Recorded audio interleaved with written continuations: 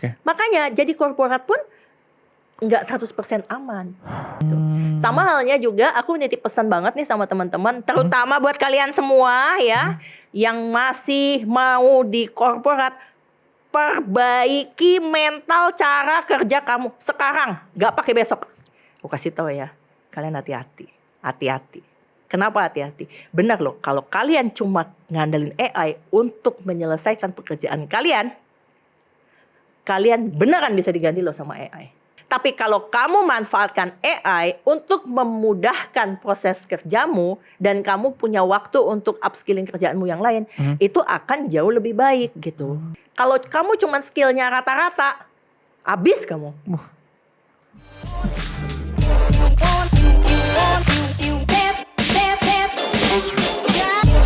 Selamat datang di Bicara Uang Podcast dari Miraya Asset Securities Indonesia. Bersama Rizal Al-Qadri di sini udah siap. Kita pengen ngobrolin sebuah topik yang berhubungan sama banyak orang-orang di luar sana. Karena mereka berpikiran bahwa dengan bekerja korporat, hidup akan aman dan akan selamat sampai hari tua.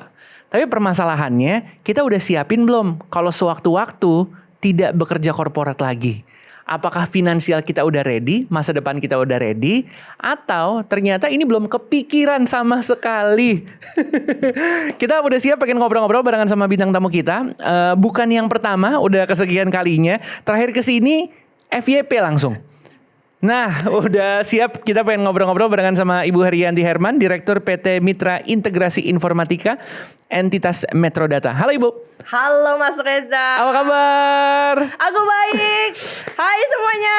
Nah, gimana kabarnya? udah istirahat belum? Udah istirahat. Yang capek dan udah istirahat, nah itu babak 1. Oke. Ada jawabannya. Istirahat boleh, tapi jangan kelamaan. Hari ini kita bahas kenapa setelah capek istirahat butuh tenaga ya kan buat kerja lagi. Ingat, cicilan masih menanti. Aduh, baru berapa menit aku langsung kesentil ya. Tapi kita pastinya pengen ngobrolin seputar karir di dunia korporat, Bu. Yes. Orang-orang berpikiran gini, aku sendiri pun berkaca sama cerita-cerita dari orang tua, om tante yang bilang, kamu kenapa nggak kerja kantoran aja sih? Kerja korporat tuh aman loh seumur hidup. Ibaratnya sampai kamu pensiun masih aman lah kehidupan kamu. Apakah asumsi itu tuh masih relevan di ketika kita bikin video ini tahun 2026? Oke, kita ada di tahun 2026. Oke. Aku mengambil contoh ya, kalau Gen Z tahun ini usia 25 tahun lah ya, asumsi dia udah kerja 1 atau 2 tahun. Karena biasanya menurut data pengangguran lagi tinggi, nggak bisa juga tuh lulus kuliah walaupun kau cerdas langsung itu agak susah. Kenapa ya? Nggak usah. Ya itu butuh. Ini sekalian lah nitip. Sekalian itu butuh tuh yang namanya pendidikan tinggi, yang namanya perusahaan dunia industri, dan namanya pemerintah tuh harus kompakan supaya ya kan adik-adik mahasiswa kita begitu mereka lulus, mereka tuh sudah siap kerja. Tolong disiapkan. Dengar. Jadi oke, balik lagi.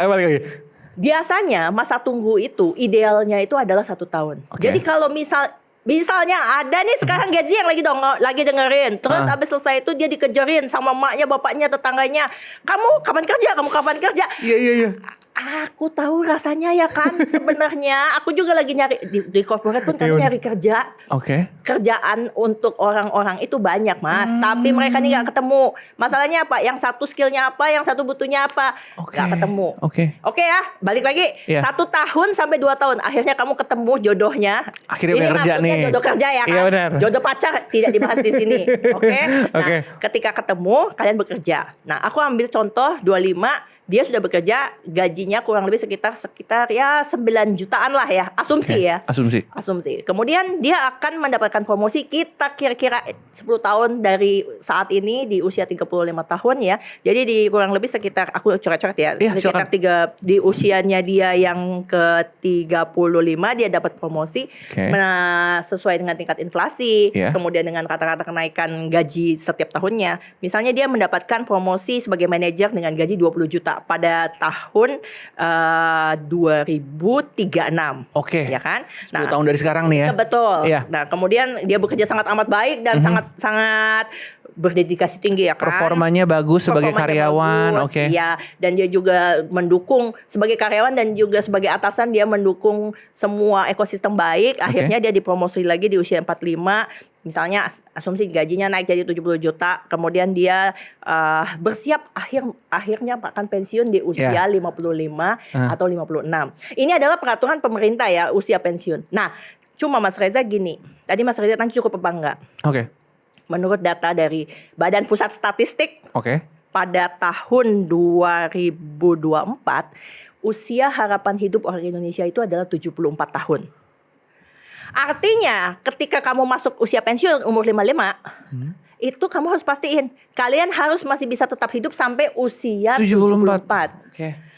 Masalahnya lagi adalah kalau kamu tidak mulai melakukan investasi sedini mungkin, berdasarkan hitung-hitungan kita tadi tuh ya, pengeluaran pokok, sandang pangan papan gitu ya, kemudian kebutuhan pendidikan untuk anak kalau nanti sudah berkeluarga dan lain-lain gitu ya, dia akan cukup hidup sampai usia 64 tahun saja. 10 tahun sisanya kalau panjang umur. Nah, itu makanya kenapa harus siapin investasi sedini mungkin. Tapi gini. Buat kalian semuanya, teman-teman ya. Gini. Aku mau menekankan bahwa ada orang yang ketika dia kerja fresh graduate, dia itu mulai dari angka 0 menuju angka 100 untuk investasi. Oke. Tapi kenyataannya Mas Reza, nggak semua orang punya privilege itu. Iya benar. Ada yang untuk hidup dan bayar hutang saja tidak cukup. Mereka ada di titik minus menuju angka 0. Itu orang-orang yang bisa dibilang gali lubang tutup lubang itu ya? Nah, itu ya?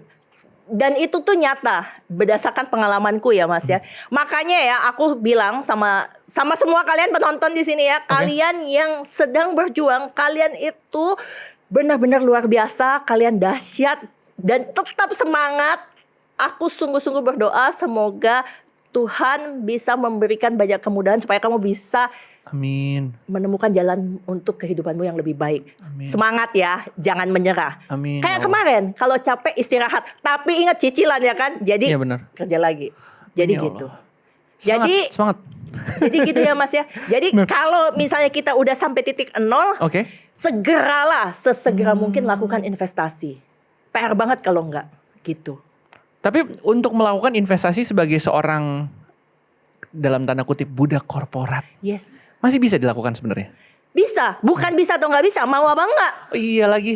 Itu pilihan, itu pilihan. Nah, gini, sebagai budak korporat ya kan, kita udah bahas sebelumnya bahwa yang pasti jangan sampai kita diperbudak oleh gaya hidup kita dulu. Itu nomor satu banget.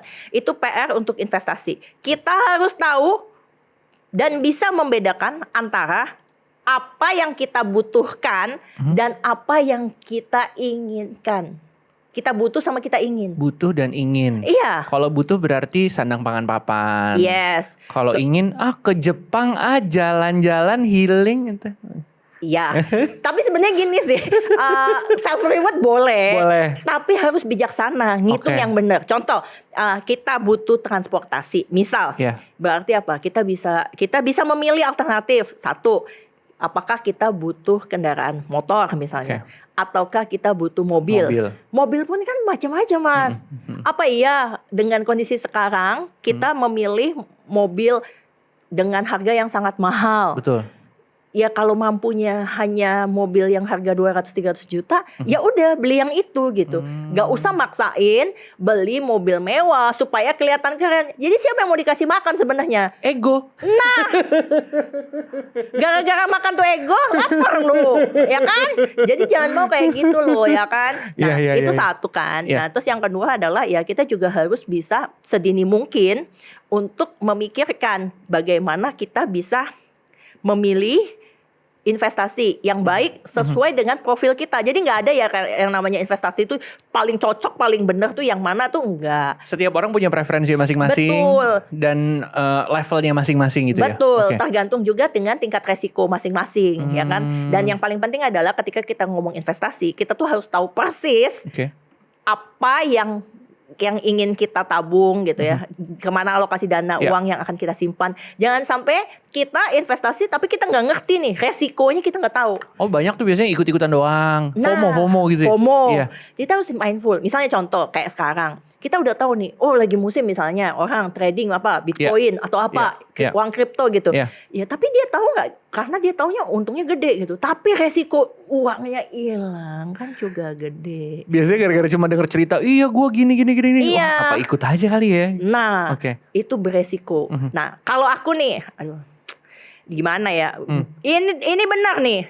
Aku tuh nabung investasi di Mirai. Ya kan? Kenapa? Ini kenapa ya? Kenapanya tuh ya karena ini aku bagi ini penting ya buat teman-teman tahu ya. Karena kalian itu harus tahu dan kalian harus bisa memonitor dan memantau. Dan dari aplikasi sendiri Mirai itu sangat user friendly, sehingga sangat memudahkan kita untuk kita lihat dan kita juga bisa trading secara mandiri. Gitu. Dan paling penting adalah kalian mindful, kalian tahu persis gitu. Benar. Nah, ilustrasi lainnya tuh macam-macam. Bisa juga misalnya nyicil, nabung membeli emas. Tapi tuh sekarang tuh enak, sudah ketolong lah ya. Dengan kemajuan teknologi. Dengan kemajuan teknologi, betul. Nah, dengan kemajuan teknologi, contoh untuk pembelian emas digital itu saat ini aku menggunakan aplikasi Tring dari Pegadaian. Itu kita bisa beli emas pakai koma-koma gitu kan. Bener. Sesuai dengan kemampuan kita. Yang penting mulai. Karena kalau enggak, kita telat. Dan ketika kita telat, ya tadi jangan sampai kita nggak bisa hidup karena kita sudah nggak punya investasi lagi. Jadi nanti di pensiun malah luntang-lantung gitu ya? Iya. Nah, aku nambahin dikit lagi aja ya. Aku tuh jadi paham banget rasanya Gen Z. Karena kan anak-anak di kantor, anak-anakku itu Gen Z.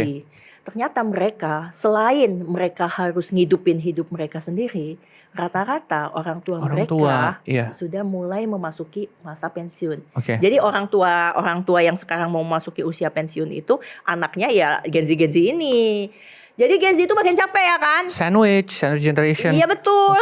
Nah, sementara kita yang nggak paham, kita akan menyikapi mereka. Kenapa sih anak zaman sekarang ini susah banget diomongin gitu? Kita jadi judging kan? Kita bilang sama mereka, bentar-bentar mereka kena mental health gitu kan? Mohon maaf nih, aku belain loh. Nah, jadi maksudnya adalah mereka bisa merasakan hal seperti itu karena mereka tertekan oleh keadaan. Makanya kalau sekarang lihat Gen Z juga mereka lebih terbuka untuk bicara mengenai wirausaha gitu. Karena mereka tahu bahwa mereka punya kebutuhan hidup. Kebutuhan hidup tuh ngerti ya maksudnya? Lebih dari satu hidup. Jadi gimana caranya bisa cukup untuk dirinya dan juga cukup untuk orang tuanya kan. Nah, itu yang mereka perlu lakukan. Dan aku rasa sekarang kesadaran untuk investasi itu jauh lebih tinggi dibanding sebelumnya gitu. Jadi jangan orang bilang kita ikuti aja arus. Iya kalau arusnya nyampe, kalau enggak gimana?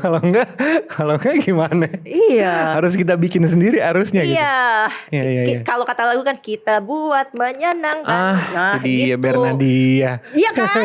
Masa hidup udah susah? Iya benar. Iya, jangan kau bikin susah lagi. Berarti bisa dibilang menjadi seorang yang bekerja di corporate gitu ya, adalah pilihan paling aman dan paling cocok untuk zaman sekarang? Enggak juga.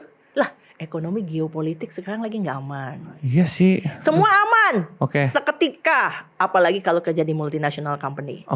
Kebijakan dari regional mengatakan bahwa kita harus mengalami, kalau ngomong efisiensi langsung gimana ya? Downsizing ya.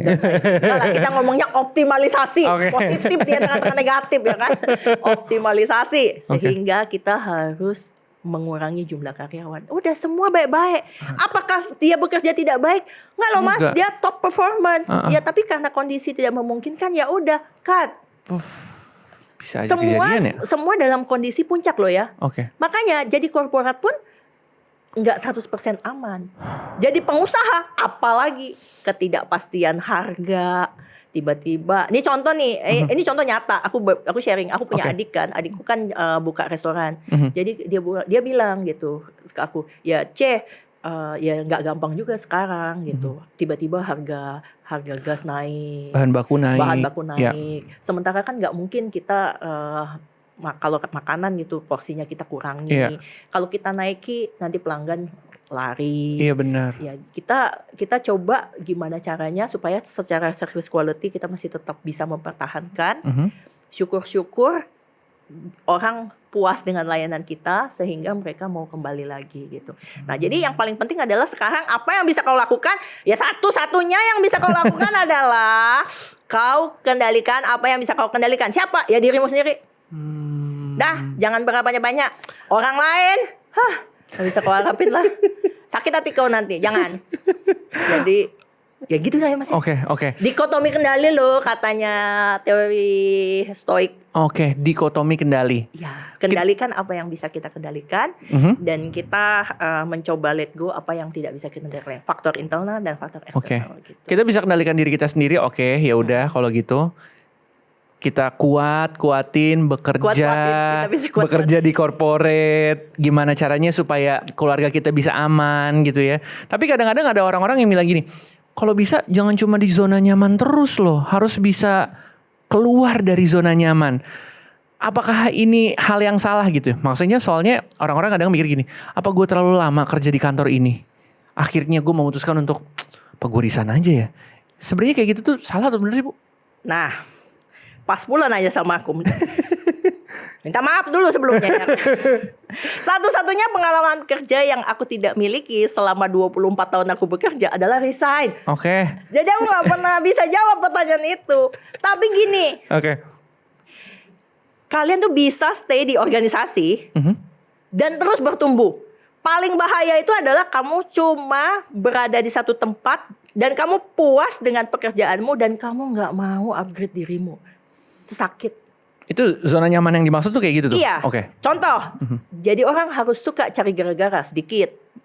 In positive way. Oke. Ya, contoh. Misalnya, waktu aku kan pertama kali kan aku kerja, aku kan jadi customer service. Ya. Aku jadi customer care di Metro Data. Ketika aku jadi customer care di Metro Data, kan aku kan lulusannya teknik informatika. Iya. Nah, aku kan ngerti coding, Mas. Ngerti programming. Nah, aku lihat nih ada tim lain. Dia butuh untuk pengembangan aplikasi. Aku bantuin. Apa urusannya customer service ngoding ya kan? Ya tapi maksudnya kita kan lihat ya teman kita butuh bantuan. Dan kalau bisa kenapa enggak? Daripada kita ngelihat doang lah. Kita kan gak lagi nonton film, kita kan lagi kerja. Bener. Ya udah kita bantu kan. Nah, dan orang lain tuh sadar. Bagiku sendiri, aku juga belajar. Sehingga ketika itu tahun 2002 tuh ya, pas tahun 2003 ada posisi untuk project management. Sehingga waktu itu akhirnya aku ditawarin. Aku percaya banget itu bisa terjadi karena inisiatif yang aku lakukan tanpa diminta. Tapi bisa banget loh orang lain akan ngomong, ya dia bisa-bisanya dia lah, dia deket-deket sama bos. Emang dia jago. Jago apa gitu. Ya pokoknya gini lah. Tapi yang kayak tadi bilang Mas para bos itu ngelihat. Oke. Jadi kalau ada kesempatan belajar dan mengembangkan dirimu, kembangkan dirimu gitu.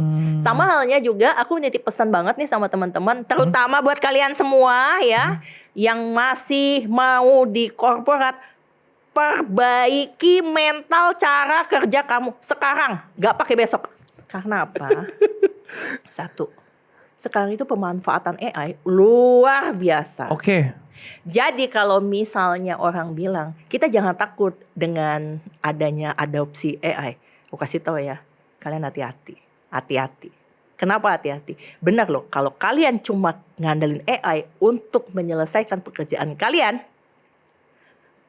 beneran bisa diganti loh sama AI. Kemungkinannya nyata ya? Nyata. Kenapa? Karena ya memang orang seperti itu yang akan digantikan oleh AI. Tapi kalau kamu manfaatkan AI untuk memudahkan proses kerjamu dan kamu punya waktu untuk upskilling kerjaanmu yang lain, itu akan jauh lebih baik gitu. Paham ya Mas ya? Jadi Ngerti. contoh. optimalisasi gitu Ya, ya? aku ambil contoh salah satunya adalah di sektor industri kesehatan, rumah sakit. Kalau dulu ada dokter cuman kerjaannya ya, mohon maaf dokter. Maksudnya gini, kalau screening Iya. awal, misalnya kamu suhunya berapa, Segini. kamu makan ini. Iya. Nah itu semua bisa diotomasi dengan pertanyaan, dijawab, dan kita bisa minta AI melakukan analisa kira-kira diagnosanya apa. Tapi Betul. dokter yang benar akan upskilling. Jadi dia lebih daripada itu, dia meningkatkan skill dia. Misalnya contoh lagi, itu kan dokter umum. Jadi dokter umum itu kalau dulu dia bisa melayani kurang lebih sekitar 20-25 pasien dengan adanya AI, mungkin dia bisa lebih banyak. Lebih banyak lagi. Lebih banyak lagi. Karena waktunya juga jadi lebih efisien. Betul. Ya.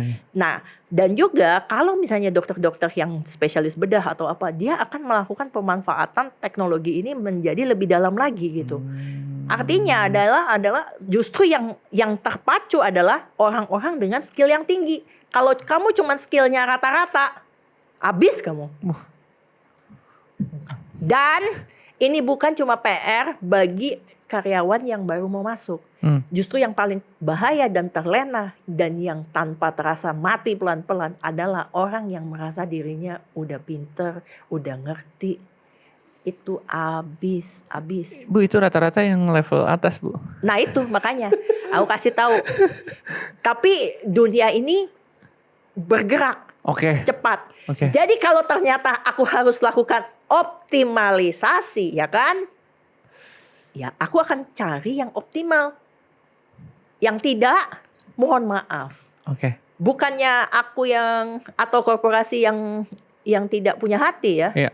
Tapi korporasi punya kriteria yang bisa kita refleksikan. Bagaimana dampak dari kehadiranmu bagi organisasi dan berapa value yang kamu hasilkan.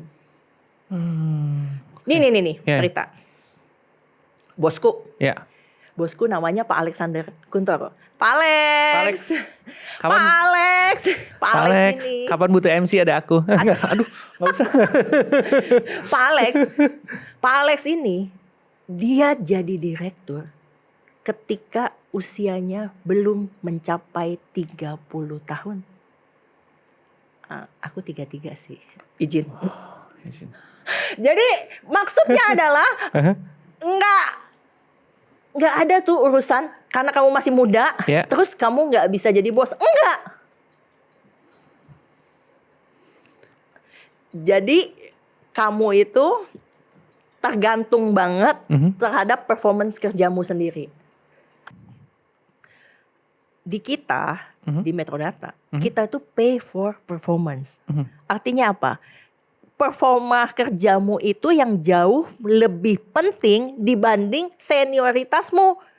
Kamu kerja masuk lebih dulu, nggak jaminan kamu akan mendapatkan karir yang lebih baik. Makanya aku bilang kalau kamu mau berkarir di corporate itu aman dan nggak apa-apa, asalkan kamu itu tahu persis bagaimana jalur dari pengembangan dirimu. Dan kalau kamu nggak jelas, kamu tanya sama bosmu, boleh banget, Pak. Bagaimana rencana pengembangan organisasi ini dalam 1, 3, 5 tahun ke depan, dan bagaimana saya bisa ikut dalam proses untuk memajukan perusahaan. Aku mau dipromosi.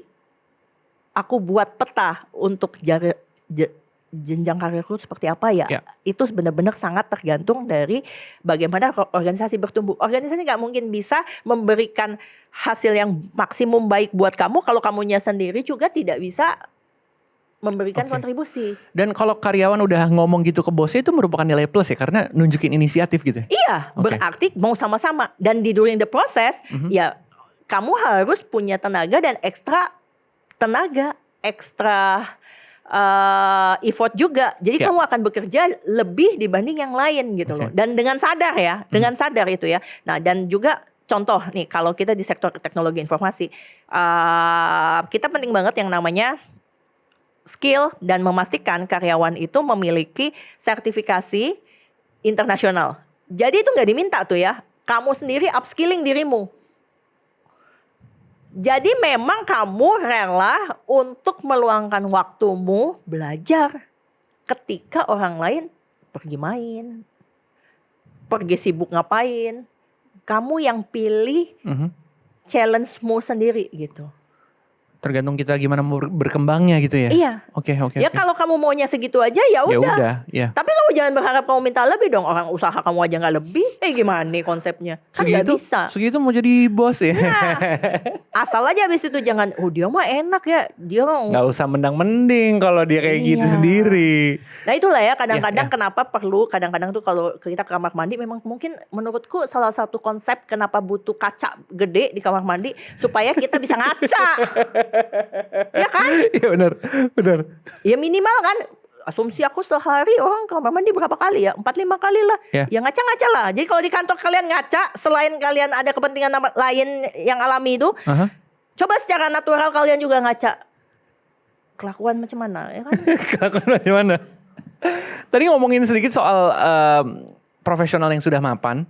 Itu kadang-kadang mereka berpikiran bahwa ya gue kan lebih senior, harusnya gue lebih aman. Hal-hal kayak gini berarti sebenarnya adalah hal yang harus diwanti-wanti ya. Karena ternyata itu adalah salah satu kesalahan paling umum dari seorang profesional ketika mereka lagi ada di karirnya. Betul. Ada kesalahan-kesalahan umum lainnya gak sih Bu? Kesalahan umum lainnya adalah ya tadi pertama dia tidak mau berkembang. Yang kedua adalah karena dia tidak mau berkembang, akhirnya skillnya sudah tidak lagi dibutuhkan. Value-nya apa? Gue harus mempertahankan kamu. Gajinya makin gede. Ya udah, kalau udah begitu, mohon maaf. Kalaupun kita lepas sesuai dengan undang-undang tenaga kerja, ya udah lepas loh. Karena jatuhnya mungkin akan menjadi liability gitu ya. Nah, mau ngomong gitu tadi kan. Tapi yang ngomong Mas Reza.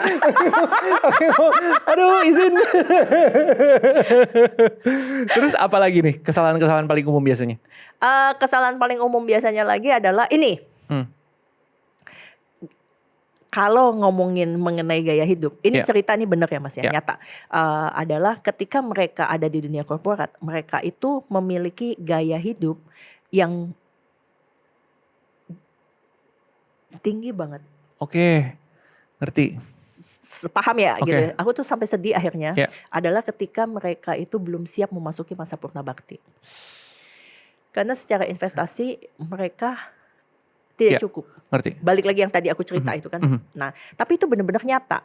Makanya ya Mas ya, mumpung kamu masih ada waktu dan mumpung masih muda, tolong persiapkan dirimu sebaik-baiknya. Jadi gini, contoh.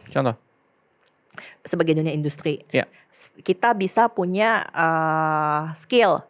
Nah, skill itu mungkin juga nanti suatu hari kita bisa pakai untuk mengajar. Atau skill yang sama nanti kita bisa lakukan sebagai expert.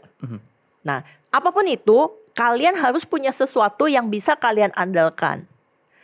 Atau kalau enggak, ya kita memilih menjadi pengusaha. Which walaupun dibilang agak telat nggak telat lah ya. Yang penting ya lu hidup gitu. Karena bahaya banget kalau misalnya sampai nggak punya duit. Nggak punya safety net gitu ya? Iya, nggak punya safety net gitu. Memang kan idealnya itu kan kalau sekarang ya, anak-anak zaman sekarang ya, mereka paling bisa nabung ya 10% aja ya. 50% untuk kebutuhan mereka sehari-hari ya kan. Kemudian sisanya 30-40% untuk bukan kebutuhan sehari-hari ya. Tapi kan kadang-kadang tuh masih aja butuh komunikasi, pulsa, internet. Terus tiba-tiba kan umur-umuran Gen Z gini kan mereka harus ini temennya nikah, kasih angpau ya kan. Benar. Terus abis itu THR juga loh Mas. Aku juga baru tahu ternyata mereka keponakan di kampung banyak kali kan. Iya benar. Ternyata nyicilnya tiap bulan bukan pas THR doang. Aku bilang lah THR dapat. Abis ya Bu? Habis. Iya, THR buat bapak, buat ibu, buat eyang. Hah? Terus? Karena anggapannya kalau udah kerja tuh udah kaya gitu. Iya, mateng kan. Ya kan? Abis selesai itu, abis dihitung lagi katanya. Dia bilang tahun lalu kok dikasih 50, tahun ini kurang. Ya Allah. Cemana loh? Terus aku bilang, serius dibahas? Serius loh Bu, gitu. Berat. Ini aja ya, aku juga baru dengar juga nih temanku ada temanku bilang, ini kan kita juga bentar lagi mau lebaran, Idul Adha gitu. Kita juga ditanya loh Bu, mau kurban, kita bisa kurban nggak tahun ini? Dari mana? Ya itu makanya jadi mereka jadi gitu mereka, Bu, aku investasinya amalan di surga. Heh, gimana konsep, gue bilang. Jadi banyak teman-temanku yang ngomong kayak gitu. Jadi aku baru tahu ternyata bukan cuma Lebaran Idul Fitri, Iya, Lebaran Idul Adha juga nabung tiap betul. bulan. Iya, buat korban. Iya, aku gitu. Oh iya. Udah gitu gini kan, kadang-kadang anggapannya kalau misalnya contoh mereka dari luar Jakarta, kerja Jakarta itu langsung anggapannya wah berarti kaya. Nah, Udah gitu naik karirnya, logikanya adalah dengan kenaikan karir berarti finansialnya makin aman. Iya. Berarti udah siap untuk menyambut masa tua. Hal-hal kayak gitu tuh berarti sepertinya gak sepenuhnya benar ya? Enggak ya? Enggak. Bukan berarti dia bos tinggi, kalau emang dia gak persiapin juga gak menjamin finansialnya aman gitu ya? Iya, enggak. Dan ada satu lagi, ini aku sharing. Oke. Please buat teman-teman yang belum punya asuransi. Weh, pedagang asuransi. Enggak. Tapi ini benar.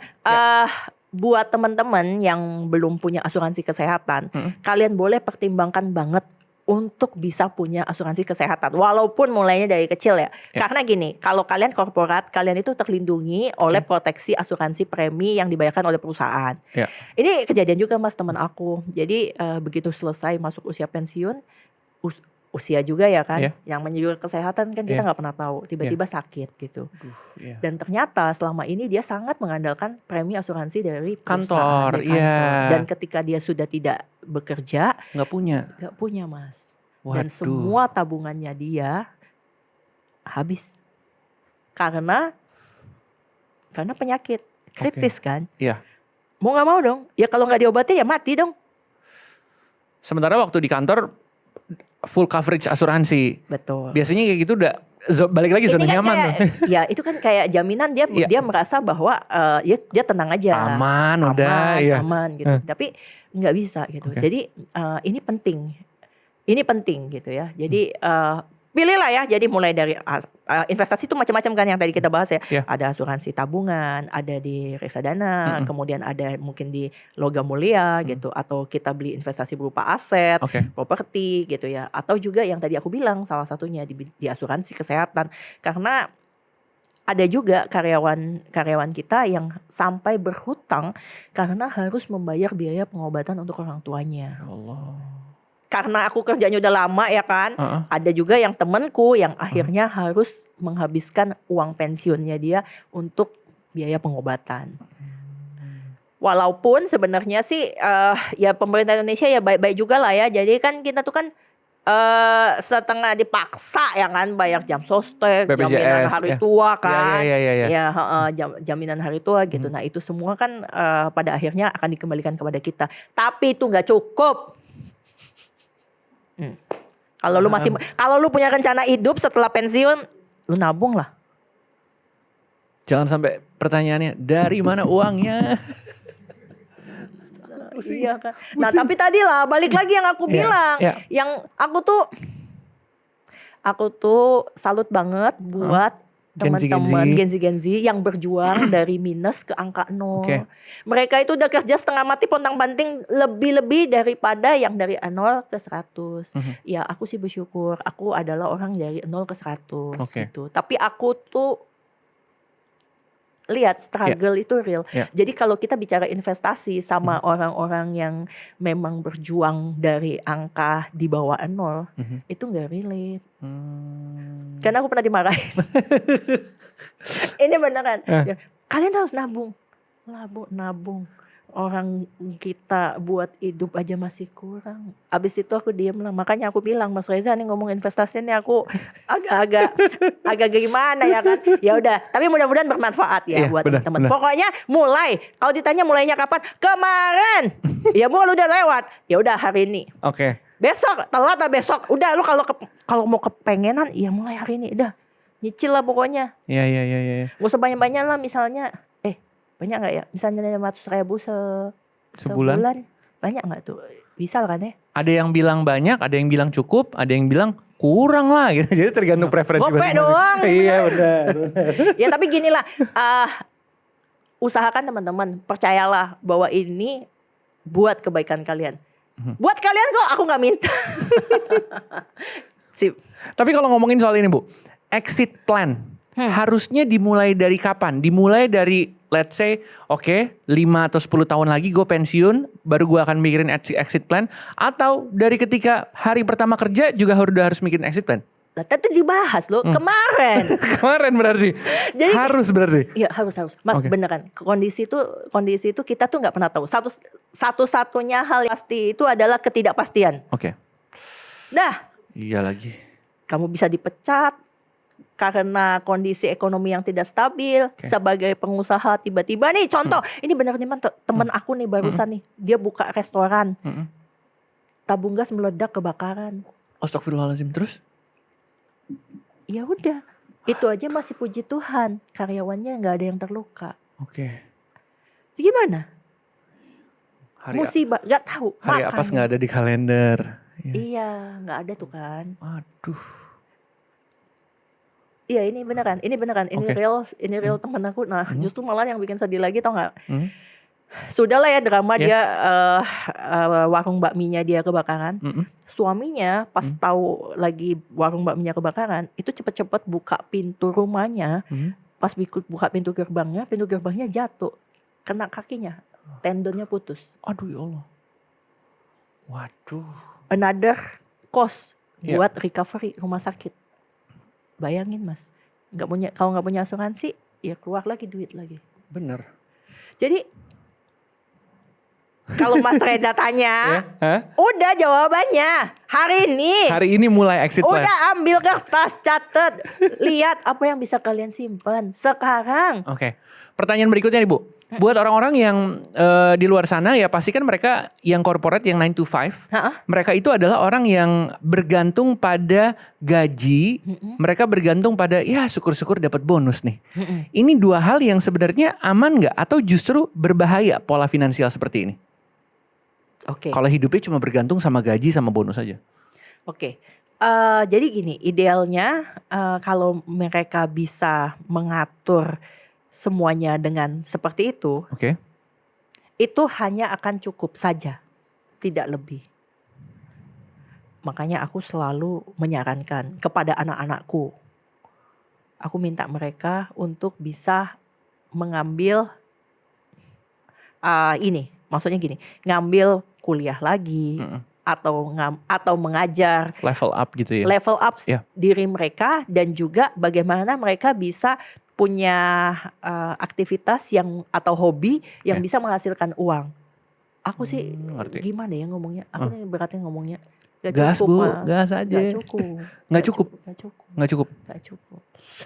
Karena ekonomi yang seperti sekarang. Iya. Kan aku belum cerita sama Mas Reza. Mas Reza gini. Aku kan pertama kali kerja. Itu tahun 2002. Waktu itu UMP DKI itu kurang lebih kisarannya di 500-an ribu. Hah? Iya benar. Cek nanti. Sekarang 5 juta lebih. Sekarang 5,7 juta UMP DKI. Tapi di 561 ribuan UMP DKI itu, waktu itu harga logam mulia sekitar 85 ribu. Sehingga kamu bisa beli kurang lebih sekitar 6 gram emas. Tahun 2002 dengan UMP DKI. Dengan UMP DKI yang sama di tahun ini 2026, kamu cuma bisa beli kurang lebih sekitar 2 graman. Iya benar.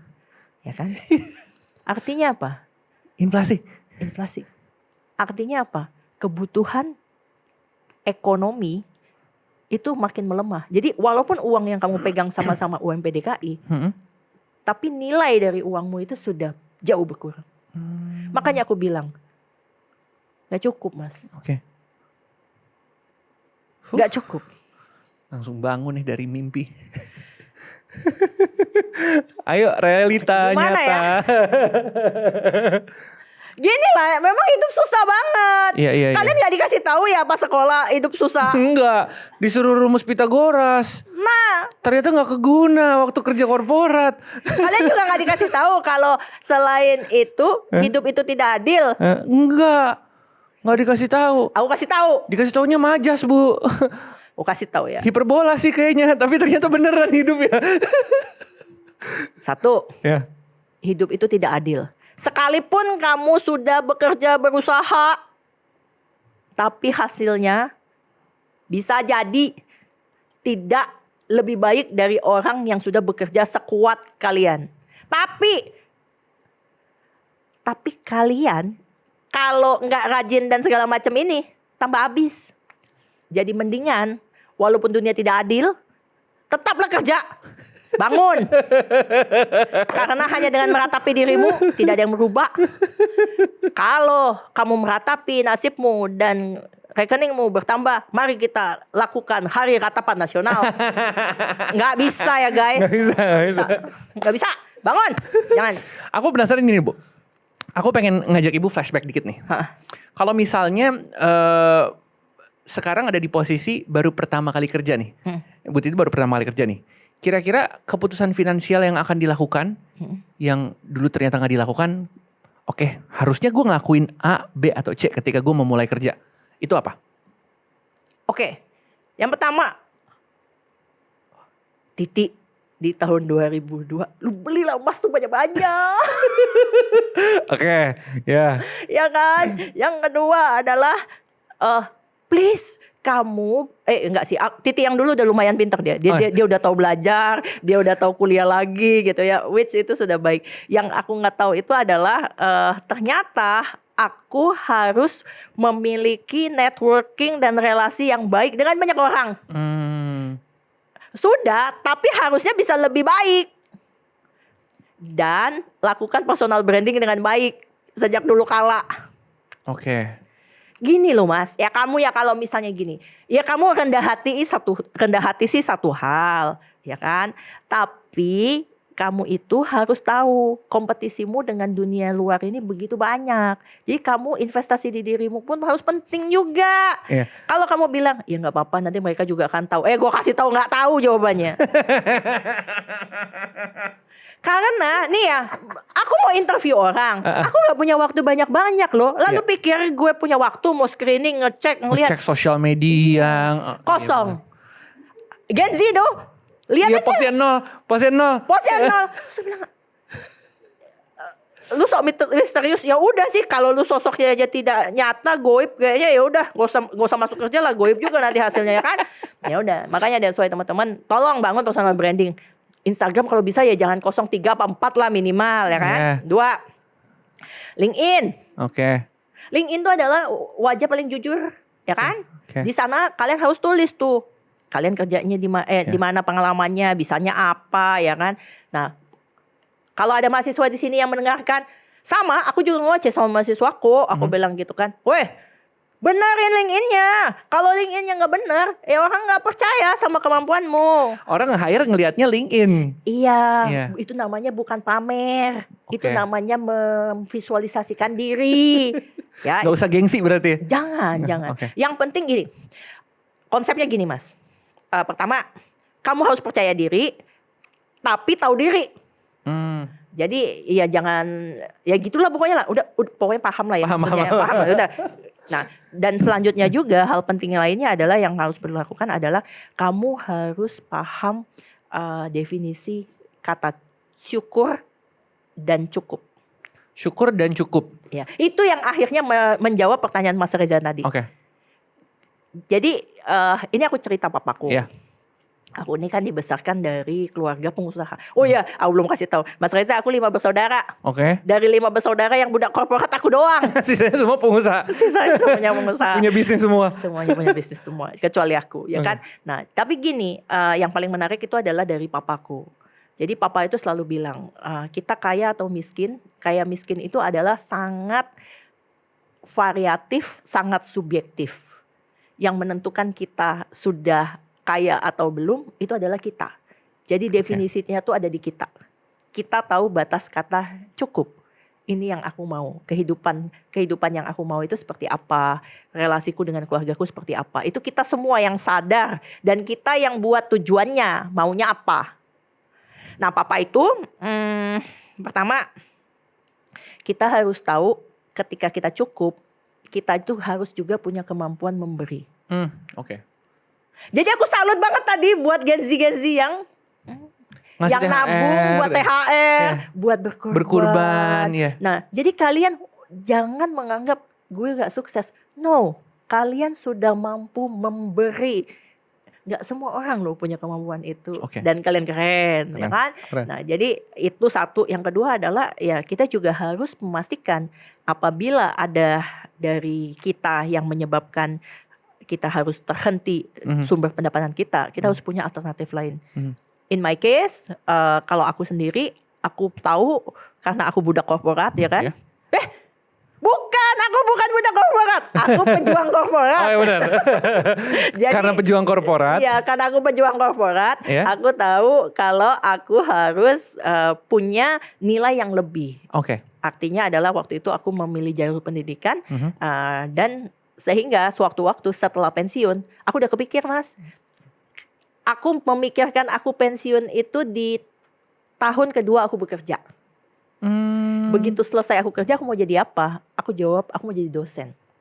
Makanya aku mempersiapkan diriku untuk jadi dosen. Di tahun kedua setelah aku bekerja. Bukan sekarang-sekarang gitu, dari dulu udah dipikir. Udah dipikir. Itu berarti ketika usiaku 23 tahun. Aku tahu, aku mempersiapkan masa pensiunku nanti dengan mengajar gitu. Yang aku lakukan ya aku upskilling. Karena aku sektor teknologi informasi, ya belajarnya terus dari kuliah sampai sekarang gitu. Maksudnya kayak gak semua anak-anak di usia 23 tuh kepikiran kayak oke, nanti waktu gue pensiun gue pengen A, B, dan C. Nah itu makanya hari ini kita hadir untuk ngingetin mereka bahwa kalau kalian gak siap-siap, hidup kalian akan susah. Ada AI, kemajuan teknologi, bisa digantikan kapan aja. Betul. Makanya. Jadi deg-degan, Bu. Terakhir, Bu. Yes. Aku pengen tanya, definisi sukses yang lebih realistis itu jabatan tinggi atau kebebasan dalam memilih hidup? Kebebasan dalam memilih hidup. Kenapa? Oke. Aku ambil contoh lagi. Jadi aku punya papa ya. Aku kan namanya Herianti Herman. Aku punya papa, nama papaku adalah Pak Herman. Pak Herman. Tapi banyak tingkahnya bikin heran. Jadi gini. Herman bikin heran. Ya, makanya aku pun adalah Herianti Heran. Jadi gini, yang pertama adalah menurut aku tahu persis dari papa, aku belajar dan dibesarkan dari nilai-nilai ini. Pertama adalah kita harus mengerti kata cukup. Cukup tadi ya? Cukup. Cukup itu di definisi papa adalah kata bersyukur. Nah, dalam kata bersyukur ini adalah kita tahu kita tidak perlu membuktikan kepada siapapun bahwa aku penuh dengan diriku gitu ya. Dalam hal investasi, papa selalu mempertimbangkan apapun itu yang dia pilih adalah sesuatu yang bisa bermanfaat bagi dirinya, bagi keluarganya, dan bagi usahanya. Contoh, alih-alih papa beli waktu aku masih kecil banget, papaku tuh pedagang ikan asin. Aku nih merasa aku masih kecil nih miskin. Pedagang ikan asin papaku bau gitu kan toko kan. Terus habis itu orang punya mobil Kijang, papaku punya mobilnya L300. Papaku punya mobil Fuso, punya mobil Coldesel, tapi nggak punya tuh Kijang apa tuh nggak ada gitu. Karena setiap kali ada kesempatan, papa selalu beli mobil yang mungkin bisa dimanfaatkan nanti ke depannya berguna untuk dia kerjaan, ya benar, untuk kirim barang, untuk bisnis, untuk ambil barang gitu. Itu yang dilakukan oleh papa. Kalau misalnya memang butuh untuk jalan-jalan, ya udah kita liburan gitu. Jadi dia mengajarkan kepadaku bagaimana memanfaatkan uang dengan bijaksana. Yang kedua adalah berbuat baik kepada orang lain. Jadi instead of papaku yang pedagang ikan asin hidupnya susah itu, yang mana? Tapi sebenarnya itu aku baru tahu juga ternyata cuannya paling banyak tuh pedagang ikan asin dibanding dagangan sekarang. Kalau sekarang papa masih banyak juga ada jual beras, jual lain-lain, tapi nggak sebanyak ini. Nah, paling cuan ikan asin justru. Nah, terus abis selesai itu yang kedua itu adalah ketika kamu bermitra dengan siapapun, kamu harus menjalin relasi baik dengan mereka. Papa itu baik sama bosnya, sama suppliernya dia gitu ya. Dan papa itu selalu bilang, investasi paling penting itu adalah kepercayaan. adalah gini, ketika papa tuh bilang kalau misalnya kan mereka kan sistemnya kan kalau misalnya ngambil barang nggak langsung bayar. Iya, ya percaya aja gitu. Percaya aja Ini gitu. barang akan sampai, duitnya akan dikirimin. Iya gitu. Dan suppliernya papa itu, papa selalu bilang, papa akan usahakan sebelum jatuh tempo dan maksimum pas jatuh tempo itu pasti harus sudah bayar. Jadi kita tidak boleh ditagih hutang. Jadi kita harus bayar hutang sebelum jatuh tempo. Itu menimbulkan kepercayaan. Yes. Oke. Dan hasil baiknya adalah ketika ada rekan bisnis lain mau mengembangkan usaha mereka di wilayah Sumatera bagian selatan, aku di Kota Lubuk Linggau, akhirnya supplier itulah yang akhirnya merekomendasikan papa untuk menjadi pengecer. Iya. Nah itu mahal banget Mas. Itu Trust, sesuatu yang kamu bisa dapat karena kamu sudah memberikan dirimu lebih dulu. Betul. Effort ya. Itu Effort. bukan sesuatu yang dibeli ya. Bukan. Ya. Ya. Bukan, dan kamu nggak bisa beli. Itu adalah sesuatu yang kamu dapatkan. Ya. Nah, setelah itu yang ketiga lagi, papa selalu bilang adalah kita tidak pernah tahu kapan kita butuh orang lain. Jadi bantulah orang lain ketika orang lain membutuhkan bantuan kita. Ya. Jadi ya itu Mas yang kayak tadi aku bilang, ada juga tuh. Jadi orang ngambil barang sama papa, cuma dia lagi kesusahan, bangkrut, dia nggak punya uang gitu. Jadi orang lain sudah nagihin utang dia, digebukin sampai setengah mati lah tuh orang-orangnya. Jadi tapi papa justru malah datang nanya, anakmu gimana gitu, kuliahnya, cukup nggak uang untuk bayar uang kuliah? Ya. Itu kan dia ngutang sama papa ya. Bukan lagi ya.